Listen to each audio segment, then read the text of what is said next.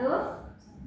Selamat pagi semuanya, selamat datang di live Instagram kita pada hari ini dengan saya Fadila sebagai moderator, yang dimana di kesempatan kali ini saya diberikan kesempatan yang sangat luar biasa untuk bisa berkolaborasi dengan KSPM atau Kelompok Studi Pasar Modal, yang dimana KSPM ini merupakan salah satu komunitas yang ada di FEB UIN Seizu yang memang namanya membahas tentang terkait pasar modalan. Nah, tema kita hari ini yaitu membahas tentang Invest Your Future, Invest for Better Indonesia, yang dimana kita tidak hanya membahas tentang soal uang untuk investasi, tetapi juga membahas masa depan yang lebih baik untuk diri kita dan juga negara kita semua.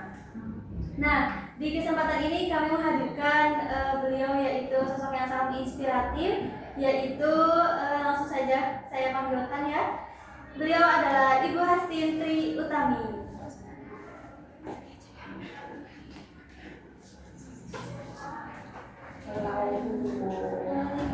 Alhamdulillah kali ini saya juga telah diberikan kesempatan untuk bisa memoderator kepada Ibu Hastin ya. Ibu, bagaimana kabarnya hari ini, Bu? Alhamdulillah sehat. Alhamdulillah. Untuk aktivitas Ibu akhir ini apa, Bu? Boleh di-spill dikit nggak?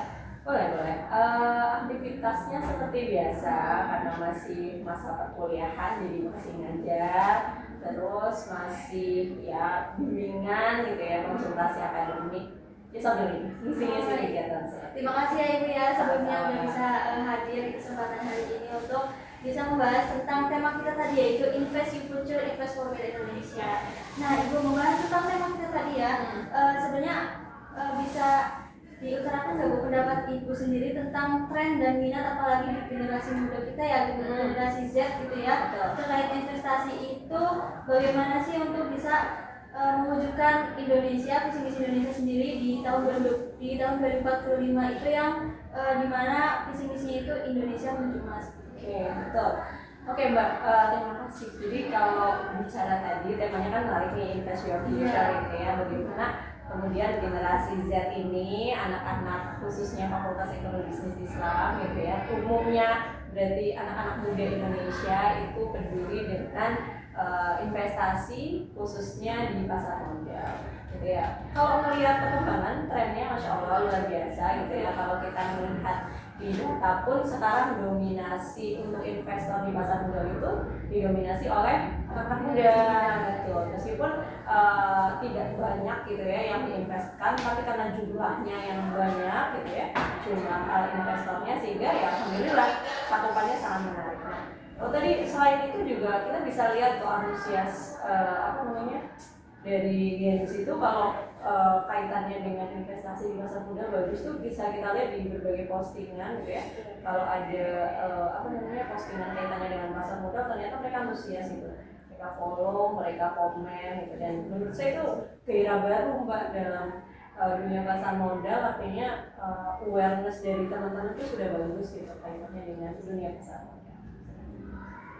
Nah, Ibu terkait tren dan minat tadi generasi muda untuk investasi ini kan kadang ada sebagian generasi muda itu FOMO ya Bu ya, FOMO tentang investasi. Nah, kerap kali untuk fenomena tersebut itu bisa menjadi pisau mata dua. Ya. Itu gimana Ibu sebaiknya untuk para genzi ini yang FOMO investasi? Oke, jadi betul tadi sih kalau dibilang FOMO tuh kemudian dua sisi mata uang gitu ya, dua sisi mata pisau, betul gitu. Karena ya FOMO di lain sisi sebenarnya ada sisi positifnya juga gitu.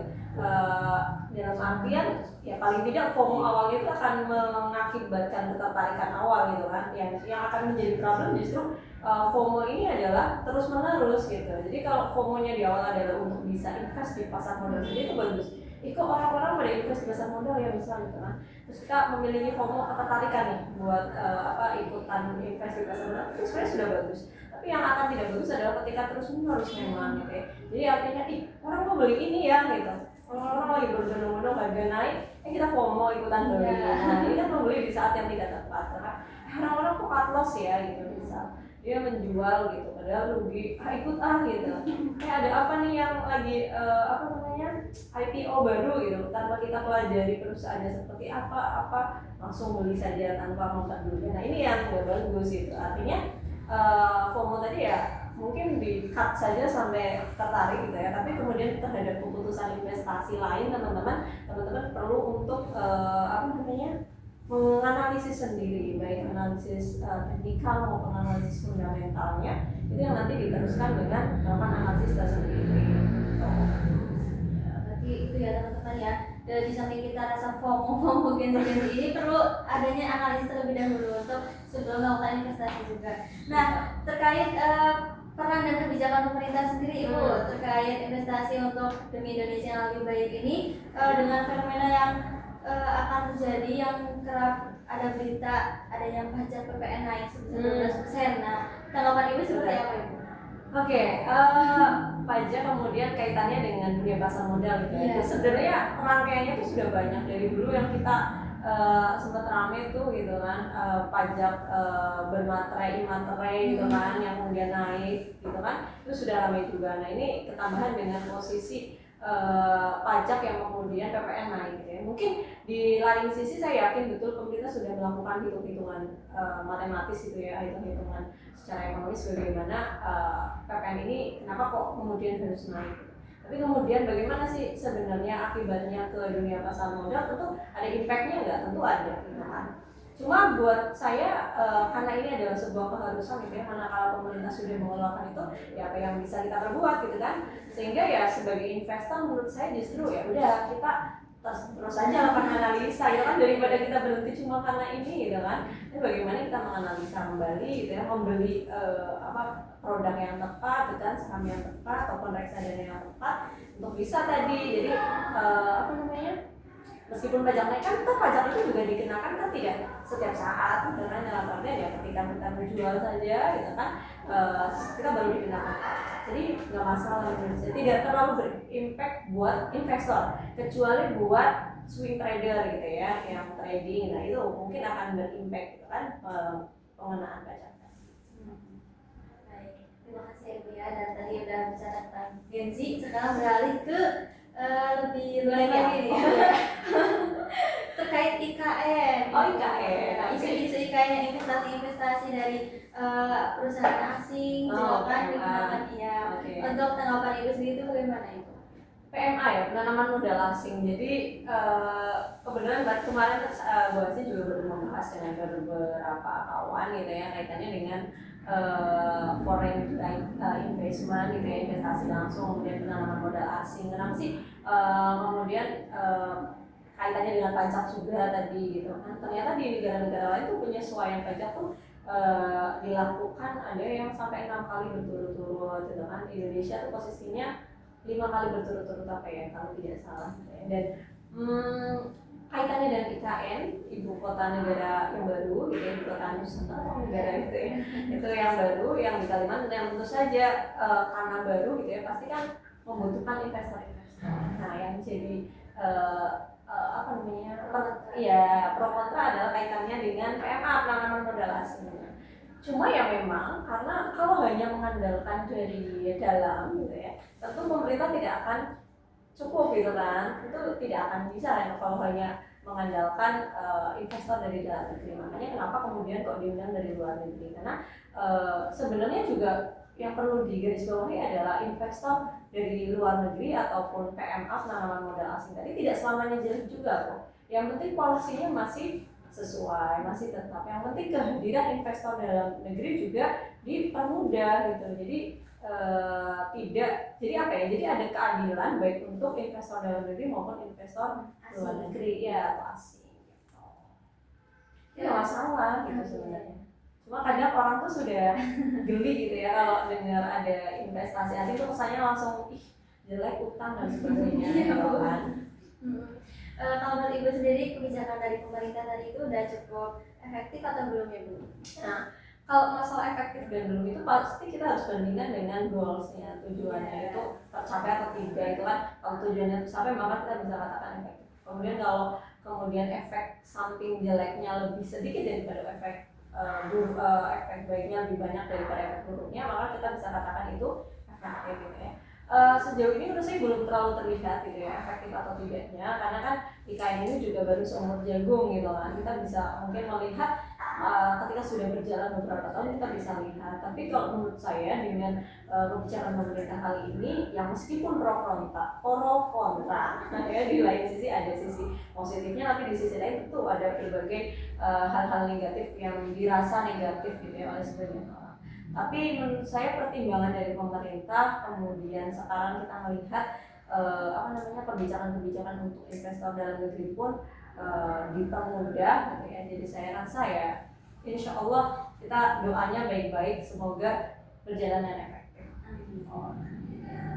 Nah terus untuk peran investasi sendiri ya Bu, terkait tadi juga udah membahas IKN dan juga investasi dari generasi muda yang ada pokok-pokoknya juga. Kira-kira dari peristiwa investasi sendiri itu bisa ada memberikan dampak positif bagi Indonesia nggak Bu?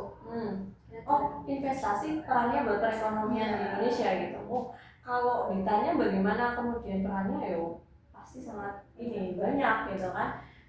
Bahkan mungkin yang paling terasa saja di sektor pendidikan gitu, kita bisa menikmati gedung ini yang megah ini yang salah satunya dari investasi juga. Iya, ini berasal dari SBSN gitu kan, surat berharga syariah gitu kan, yang tentu saja kalau tidak ada investor itu ya kita tidak bisa menikmati berbagai fasilitas ini. Kemudian kayak tol gitu kan, itu bagian dari investasi juga gitu kan yang dilakukan oleh pemerintah. Sehingga bagaimana sih kemudian peran investasi sangat menopang gitu ya. Jadi kalau dibilang kemudian sebuah negara tidak ada sama sekali kemudian bergantung ke negara lain gitu ya, atau negara asing gitu ya, saya rasa nggak mungkin juga, pasti tetap membutuhkan ini, karena ya itu tadi kita saling membutuhkan. Dan memang kalau semuanya asing ya tentu nggak bagus gitu ya, tapi ada porsinya. Kapan sih porsi dalam negeri, investor dalam negeri seberapa, luar negeri itu seperti apa.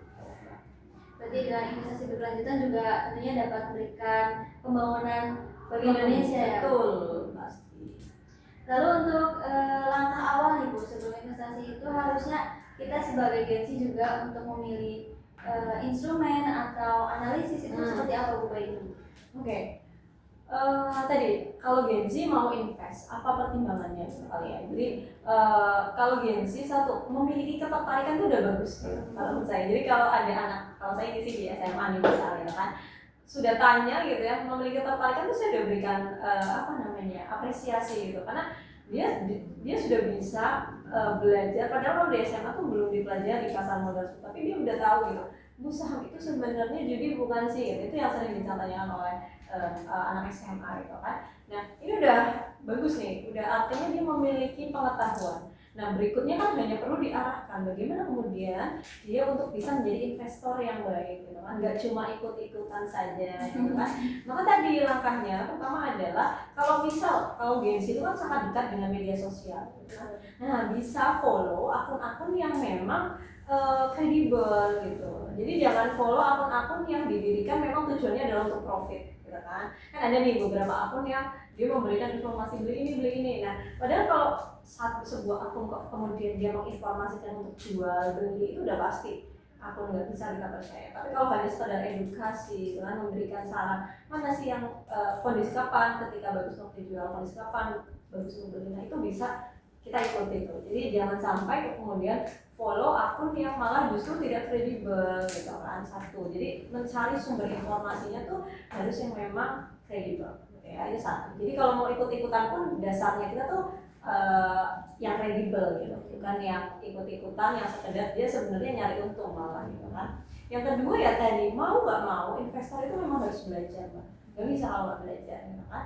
Mau sudah se-expert apapun gitu ya, itu harus belajar gitu kan. Tadi dimulai dari sebenarnya kalau mau jadi long term investment ya gampang, kita analisis teknikal lah, kita pelajari analisis fundamental kita pelajari gitu kan. Bagaimana kondisi perusahaan itu, track record ke belakangnya seperti apa, punya visi misi apa pada depan, kita bisa pelajari di annual report. Itu kalau kita mau long term kan. Tapi kalau memang tipikal yang swing trader gitu ya, yang jual beli jangka pendek gitu ya, ya memang harus belajar analisis teknikal, kapan waktu dia untuk jual, kapan waktu untuk beli, itu dia harus paham gitu. Jadi yang kedua adalah pahami kamu tuh tipe investor yang mana sih gitu.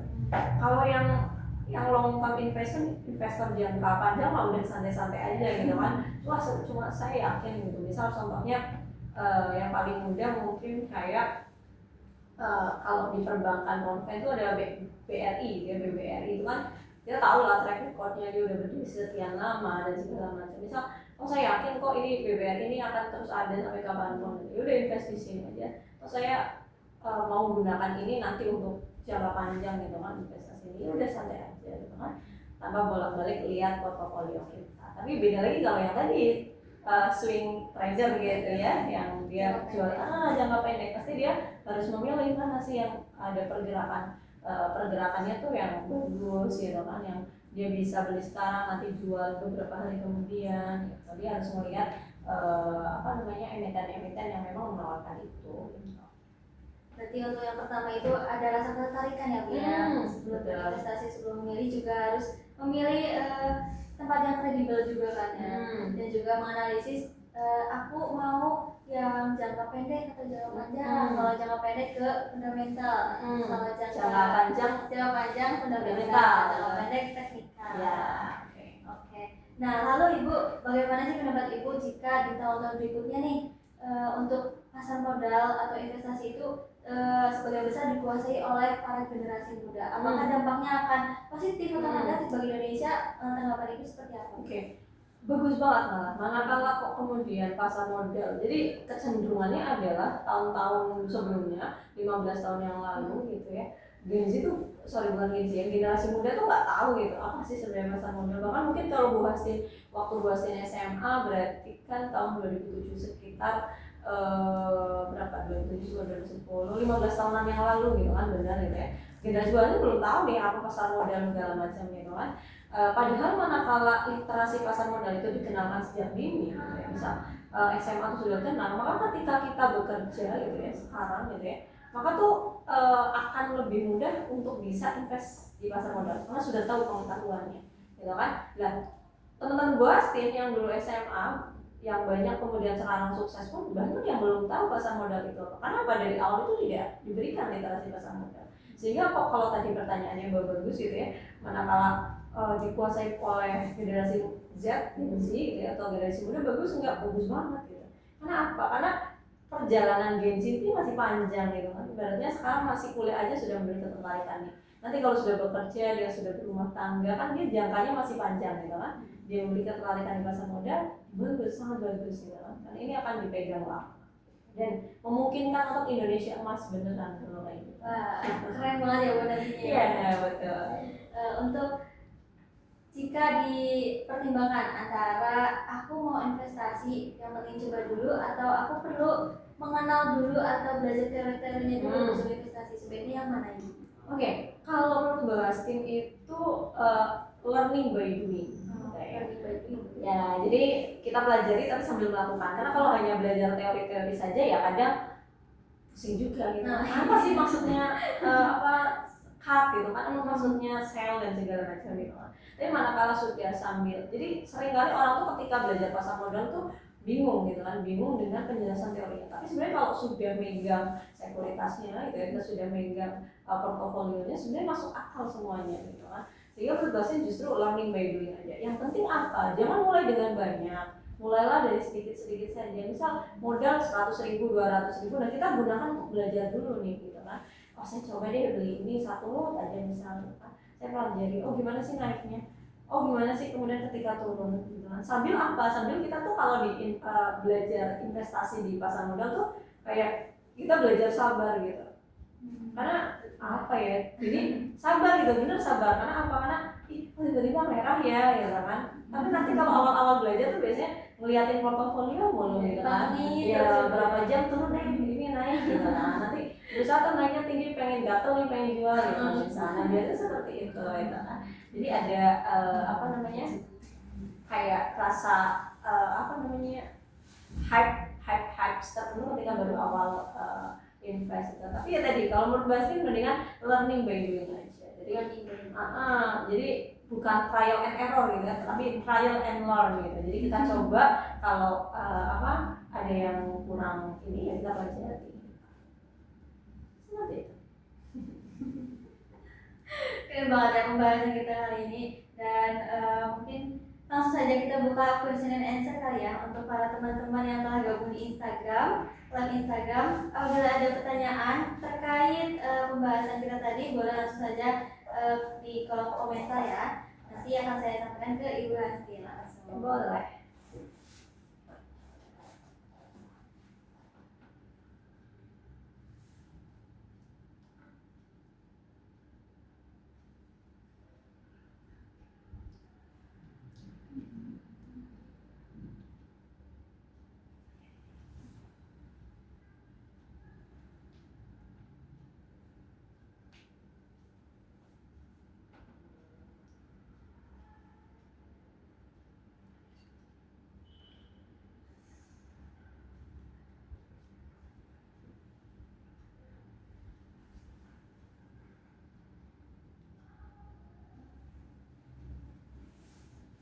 Oke, silakan kepada teman-teman yang gabung live di Instagram, barangkali ada pertanyaan boleh langsung di kolom komentar ya. Dan juga di FEB ini juga kan ada komunitas ya Bu ya, komunitas studi pasar modal. Betul. Nanti barangkali ada yang ingin belajar, learning by doing. Nanti boleh langsung ke KSP karena kebetulan Ibu Hasti juga kan pembina KSP. Boleh sekali. Karena Mbak udah invest di pasar modal belum? Baru belajar juga sih Bu. Oke, nah ini kan nanti duta FEB itu sebagian dari nanti mungkin kita bisa cari duta pasar modal. Wah ya, betul Jadi banget. duta pasar modalnya FEB itu mana sih? Iya betul, nanti kita kolaborasi juga ya Bu ya. Betul, bisa. Jadi ya kita saling bareng-bareng lah optimalisasi. Dan teman-teman kalau mungkin tertarik nanti bisa datang ke galeri investasinya FEB di lantai 1 gitu ya. Jadi ada anak-anak SPM yang standby di sini melayani teman-teman. Tapi sebetulnya untuk yang pasar modal ini Bu, di instrumen investasi ini Ibu sebenarnya condong di yang mana nih Bu? Antara instrumen-instrumen pasar modal yang ada di sana. Kalau Bu Hastin ya berarti ya. Kalau ini subjektif karena Bu Hastin gitu ya. Jadi mungkin ada beberapa orang lain yang juga akan berbeda gitu. Karena memilih instrumen itu kan sebenarnya preferensinya akan berbeda-beda gitu. Misal kayak Bu Hastin berarti cenderung tipikal yang seperti apa nih? Apakah yang menyukai risiko atau tidak gitu kan? Kemudian uangnya tuh seberapa banyak gitu kan? Dananya seberapa banyak? Kemudian dananya ini dana dingin atau tidak gitu kan? Kalau Bu Hastin memang kalau untuk di pasar modal gitu ya, itu selalu menggunakan dana dingin. Artinya memang dana-dana yang memang tidak akan digunakan untuk jangka panjang gitu kan. Jadi bukan katakanlah masih kepake 3 tahun tapi enggak, tapi memang biasanya kalau Bu Hastin sih untuk pendidikan anak gitu kan. Yang saya tahu di pasar modal, sehingga saya relatif memilihnya adalah untuk investasi jangka panjang saya ambil di saham. Betul, di saham. Jadi saya lebih kalau di pasar modal lebih ke saham. Dan untuk yang katakanlah ada nggak yang kemudian untuk swing trading gitu ya, beberapa pernah sih dulu gitu kan. Tapi kalau ternyata capek gitu, capeknya itu karena mungkin maksudnya lebih berumur daripada teman-teman di sini semua gitu kan. Jadi waktunya pun lebih terbatas. Jadi mungkin kalau teman-teman mahasiswa mah banyak yang jadi swing trading gitu ya, artinya jangka pendek dijual kan masalah juga gitu kan. Tapi kalau Bu Hastin memang lebih prefer ke saham, tapi memang untuk investasi jangka panjang. Lalu untuk kami nih Bu, atau aku juga nih untuk pemula nih, untuk investasi ini sebaiknya kemana sih Bu? Untuk instrumennya itu harus ke saham kah, reksadana kah, atau kemana Bu sebaiknya? Oke, sebenarnya kalau memilih instrumen itu ya sebenarnya tadi tergantung preferensinya, kebutuhannya apa sih. Kalau memang tidak, profilnya adalah tidak terlalu menyukai risiko, maka saran saya adalah ke reksadana saja. Kalau mau saham, tapi ya pelajari dulu aja gitu. Jadi jangan skeptis juga, tapi pelajari juga nih gitu kan sebelum membeli membeli emiten tertentu gitu ya, saham tertentu dipelajari dulu. Ini kondisinya seperti apa, trennya dulu seperti apa. Dan dia posisinya udah di atas, kita beli nggak pas juga gitu kan, perkembangannya nggak bagus. Jadi untuk pemula itu sebaiknya di reksadana dulu ya, jadi aman ya biar di reksadana. Nanti kalau udah di pertengahan pengen nyoba saham gimana Bu? Boleh banget. Dari awal saham pun saya nggak masalah. Tapi yang perlu dipahami satu adalah harus tahu apa sih yang kita beli. Jadi ada salah satu bukan filosofi ya, pegangan lah kalau menurut Bu Astin. Jadi know what you buy, gitu. Buy what you know. Jadi kamu beli apa yang kamu tahu dan kamu tahu apa yang kamu beli. Gitu. Jadi jangan istilahnya membeli kucing dalam karung, itu berlaku juga tuh di saham gitu kan. Jadi harus tahu apa yang dibeli. Nah, ini kebetulan udah ada pertanyaan nih Bu dari para penonton yang telah gabung dalam Instagram. Ini ada dari Lutfia. Pertanyaannya yaitu kapan waktu yang tepat untuk melakukan investasi dan apa yang harus diperhatikan dalam membuat rencana investasi. Kapan waktu yang tepat untuk melakukan investasi? Sesegera mungkin. Hari ini As soon as possible lah gitu. Jadi setelah menonton ini. Jadi manakala teman-teman kok punya dana nganggur gitu. Toh sekarang sebenarnya nggak harus dana dalam artian saham tuh bisa nyicil saham, nabung saham namanya gitu kan. Jadi boleh saja gitu. Jadi 100.000 tuh ada kok gitu, kita bisa beli bahkan dari yang 100.000 tuh ada gitu kan. Meskipun ya nanti pelajari dulu emitennya apa sih gitu. Nah emiten beberapa emiten yang memang membutuhkan yang lebih banyak gitu kan. Tapi sebenarnya kalau untuk belajar gitu ya, untuk memulai sesegera mungkin saja, manakala teman-teman kok sudah memiliki dana gitu ya, ataupun sudah mulai bisa nyicil saham, silakan nabung saham, silakan bisa untuk sesegera mungkin. Nah, bagaimana tadi pertanyaan kedua adalah rencana ya, melakukan rencana investasi. Kalau Bu Astin namanya target gitu ya. Jadi berapa sih pos per bulan yang kemudian kita bisa gunakan untuk investasi. Jadi bisa kalau mahasiswa mungkin karena basicnya lebih masih dijatah dari orang tua, mungkin bisa lebih berhemat dari uang jajannya. Nyeblaknya jangan keseringan gitu kan, baksonya jangan keseringan, mie ayamnya jangan keseringan. Jadi kita bisa lebih frugal living gitu ya. Ini istilah baru gitu ya. Jadi frugal living itu hidup yang benar-benar di frugal gitu lah. Jadi kita tekankan kesenangan-kesenangan sesaat itu kita tunda gitu ya. Tapi kita berusaha untuk lebih banyak menabung dan investasi. Perencanaannya kalau masih generasi muda ya itu kali ya. Apalagi kalau masih mahasiswa ya, berhematlah gitu kan. Direncanakan. Kamu tuh punya tujuan apa sih? Misal teman-teman mahasiswa tuh punya tujuan, berarti 5 tahun lagi saya harus nikah nih misal.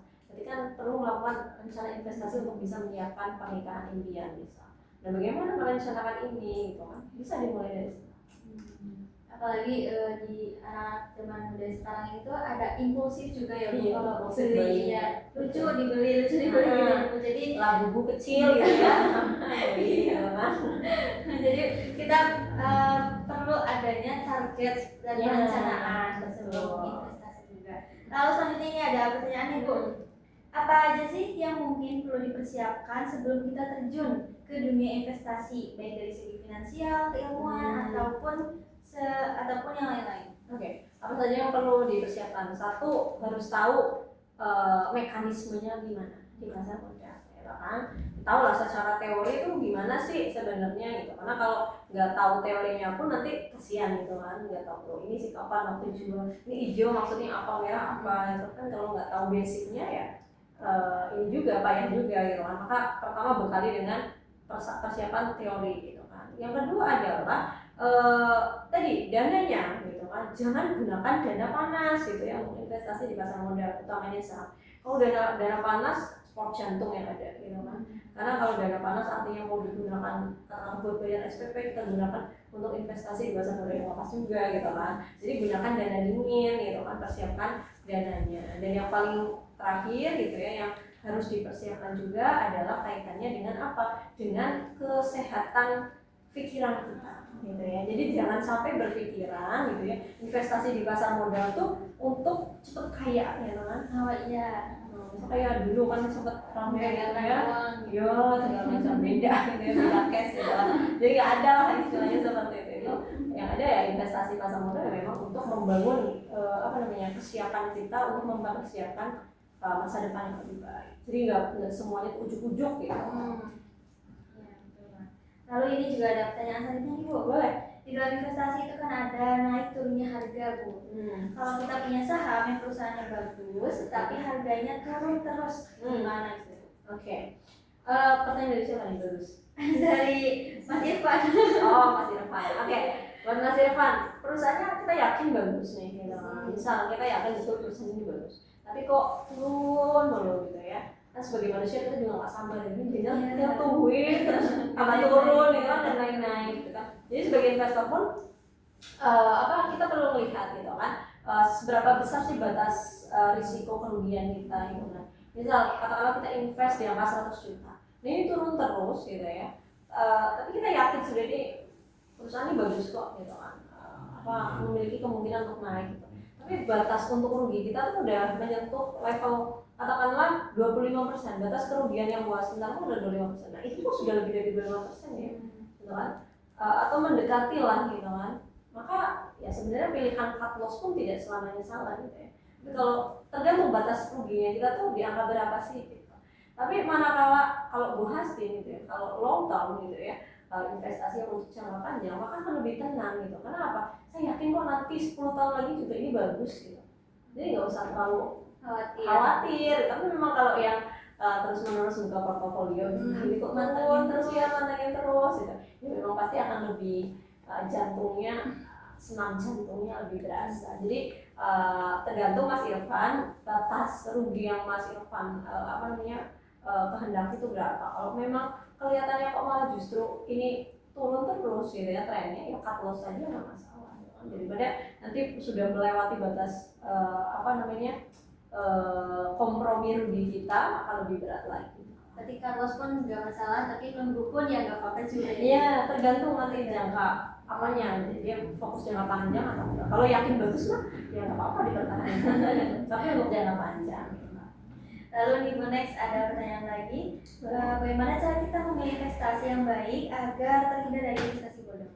Oke, terhindar dari investasi bodong. Tadi balik lagi, pelajari. Jadi know what you buy what you know. Jadi sebelum membeli sebuah instrumen gitu ya, pastikan tahu dulu seluk-beluknya, siapa sih pemimpinnya gitu kan, kemudian siapa sih jajaran manajemennya, apa sih produk yang dijual gitu kan. Dan ini seringkali yang penting itu juga sensitivitas terhadap berita. Oh iya betul. Nah, jadi kita tuh bisa ngecek ya, ini berita perusahaan ini gimana sih gitu kan. Kalau kemudian ada isu-isu negatif dan sepertinya bukan sekadar isu, ini bisa akan mempengaruhi sentimen terhadap harga saham kan. Jadi beberapa hal tadi perlu dipersiapkan. Jadi tahu perusahaan apa yang kita beli, tahu jajaran manajemen itu seperti apa gitu kan, karena akan menentukan pola kerjanya juga akan seperti apa dari perusahaan itu. Kemudian tadi pastikan juga melakukan analisis gitu kan, baik teknikal, kemudian horizontal, teknikal sama fundamental, jadi horizontal gitu ya, fundamental, teknikal gitu kan, pastikan kita lakukan analisis ini. Dan yang terakhir ya tadi, lakukan analisis berita, karena ini sangat mempengaruhi. Contohnya kayak kemarin pas gudang garam itu kan, yang kemudian turun terus gitu kan, komoditi rokok hampir semua turun gitu kan, karena ada sensitivitas terhadap kita. Jadi itu perlu diperhatikan. Ternyata sangat penting banget ya Bu untuk sensitivitas berita ini sendiri. Nah terakhir ini ada pertanyaan dari saya sendiri Bu. Oh boleh. Kadang tik sendiri ya. Karena kan kita apalagi generasi muda nih Bu, pengen ada sumber pendapatan yang lain, namun bingung cara mulai itu kayak gimana. Bisnis juga kan kadang terbatas dari modal juga. Nah kerap kali solusinya itu ada investasi jangka panjang dan jangka pendek, dan kadang juga salah mengartikan trading juga ya. Jangka pendek ini dan nantinya itu dampak negatifnya itu bisa kecanduan dan juga nantinya pinjol juga Bu. Nah itu gimana tanggapan Ibu untuk demi Indonesia yang lebih baik juga? Oke. Yang tadi ya betul, pinjol itu kayaknya menyasar seluruh lapisan. Mahasiswa pun ya tadi betul banyak yang kemudian terjerat pinjol gitu kan, atau pinjaman online. Pinjol ya sebenarnya legal, malah dia adalah pinjol legal gitu kan. Yang menjadi salah adalah pinjol ilegal. Tapi ya sebisa mungkin baik legal maupun ilegal, kalau mahasiswa sih ya jangan gitu kan. Nah kemudian bagaimana, tadi pertanyaannya adalah bagaimana untuk memastikan mau dapat tambahan gitu ya, tapi jangan sampai kemudian terjerat justru pinjol dengan melakukan swing trader tadi gitu kan, atau menjadi swing trader. Jadi ketika investasi pun memang yang harus dipikirkan di benak kita, nggak bisa untuk memikirkan kita mau punya duit cepat banyak. Itu pasti udah salah. Nanti pasti ujung-ujungnya itu bisa jadi malah terjerat pinjol dan sebagainya. Betul, kecanduan dan lain-lain gitu kan. Jadi memang pastikan investasi itu adalah tidak untuk mencari uang cepat jangka panjang. Jangka pendek gitu kan. Kalau mau invest di pasar modal pasti harus untuk jangka panjang. Akan lebih aman untuk jangka panjang. Meskipun jangka pendek ya bisa sih. Nah, kalau saran gue sih malah kalau mau menambah modal atau menambah dana bisa dengan meskipun tidak punya modal tuh sekarang kita bisa ada yang namanya affiliate ya kan, e-commerce banyak menawarkan affiliate gitu kan, kemudian jualan kecil-kecilan nanti hasilnya digunakan untuk invest juga bisa gitu kan. Tapi satu apa yang memang harus dihindari oleh mahasiswa, gengsi gitu. Jangan gengsian gitu kan, malu mau jualan apa malu gitu kan seringnya kan.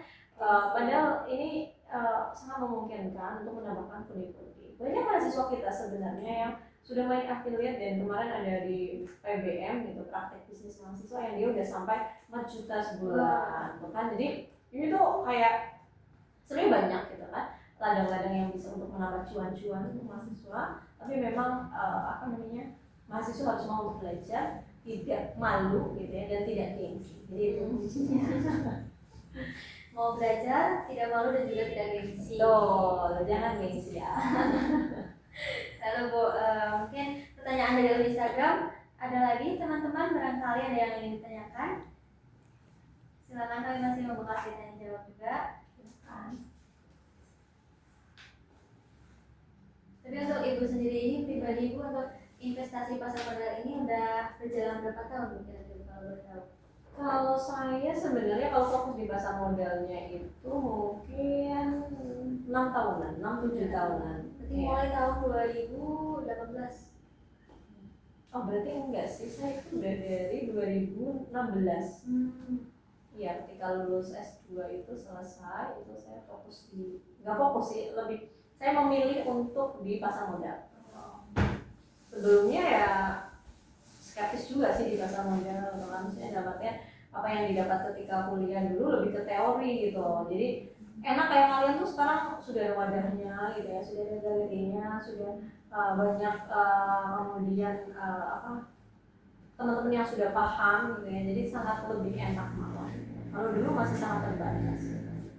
Dan juga kalau boleh tahu Ibu di KSMC juga kan ada menyediakan open akun juga ya Bu ya, untuk bagi mahasiswa-mahasiswa atau umum yang ingin berinvestasi juga ya Bu ya. Nah, dan kalau boleh tahu KSMC ini bekerjasama dengan sekuritas mana Ibu? Oke, kita bekerja sama dengan tim Prapo Sekuritas yang lokasinya ada di Jogja. Teman-teman tidak perlu ke Jogja kalau mau buka account, jadi cukup datang ke galeri investasi di lantai 1 Fakultas Ekonomi Bisnis Islam. Ya, Jadi banyak teman-teman KSPM yang bantu di sini. Gitu ya. Berarti di HB ini udah sangat menyediakan fasilitas yang lengkap juga ya Bu ya, bagi mahasiswa yang ingin belajar investasi bagi pengguna juga. Nah, mungkin untuk closing nih Bu nih, tidak terasa kita udah sampai di penghujung mulai acara.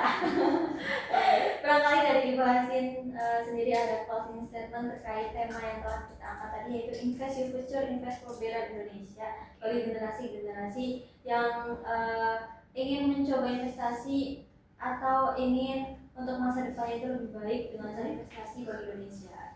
Boleh, jadi closing statementnya adalah dari Bu Asin, generasi Z gitu ya, generasi strawberry gitu kan, meskipun jangan lemah gitu ya teman-teman, kuat gitu. Karena apa? Karena masa depan Indonesia di tangan teman-teman, perekonomian Indonesia di tangan teman-teman, dan sektor pasar modal ini bisa menjadi ladang teman-teman untuk bisa menyiapkan masa depan yang lebih bagus, untuk bisa financial freedom di masa yang akan datang gitu ya, membebaskan dari generasi sandwich dan sebagainya gitu ya.